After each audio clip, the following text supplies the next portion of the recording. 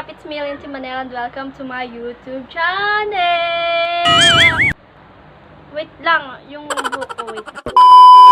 At yun na nga, okay na yung buhok ko, okay na to kahit wala tayong suklay-suklay. Ang meron lang sa aking mukha is lipstick. So, ayun, tuturuan ko kayo kung paano ko in-edit yung vlog ko. Ang dami kasi nagtatanong kung paano ko in-edit yung vlog ko.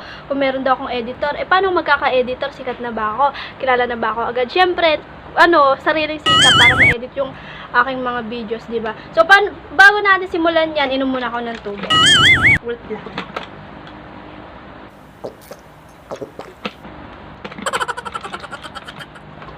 So, yun na nga, magsimula na tayo kung paano ko ine-edit yung aking video.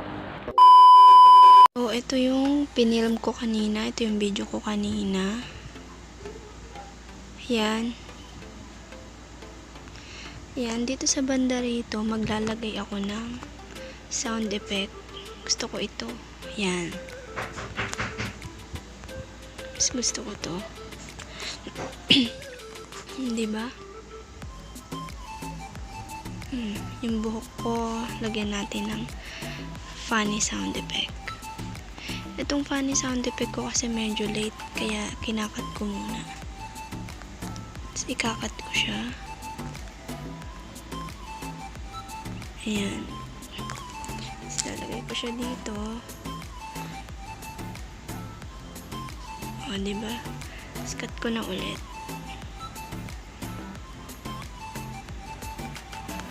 Ayan. Tapos mag-a-add ako dito na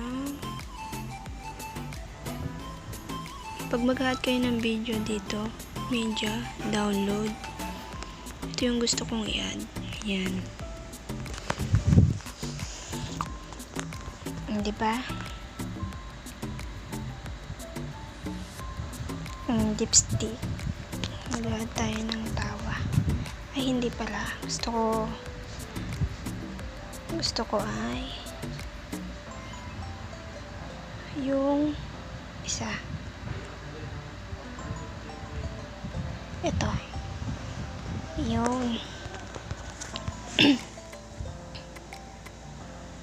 Diba? Yan.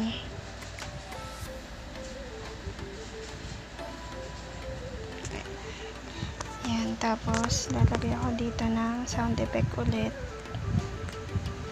Add natin. Dito ko na lang lagay yan.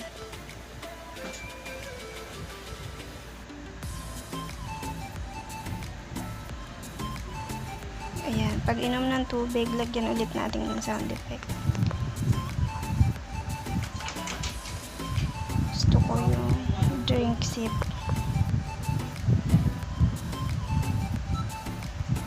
Ito na lang, yam na.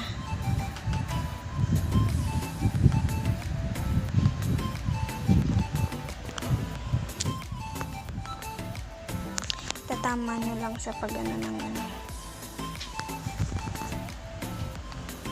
Lagyan natin ng tawa. Ito na lang pala.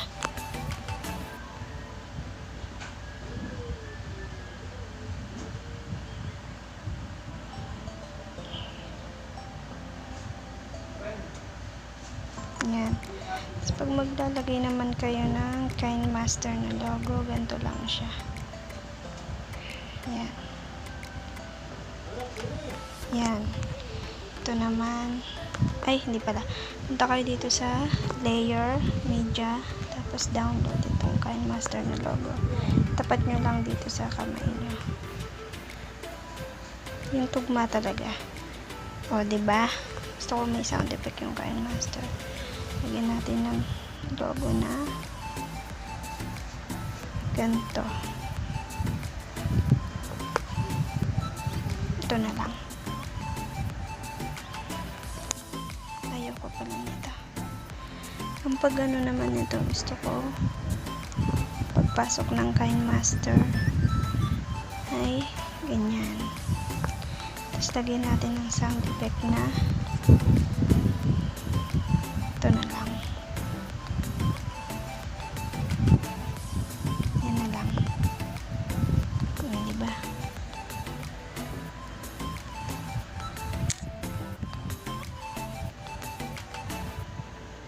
lang, 'di ba? Ayun lang. So, yun na po yung lahat-lahat. Naturo ko na po lahat kung paano ko na-edit yung video ko gamit yung KineMaster. Sana po marami kayong natutunan kung paano ko ine-edit yung aking videos. And para po sa susunod na videos, please subscribe and click the notification bell para updated kayo sa susunod kong video. Yun lang, bye-bye!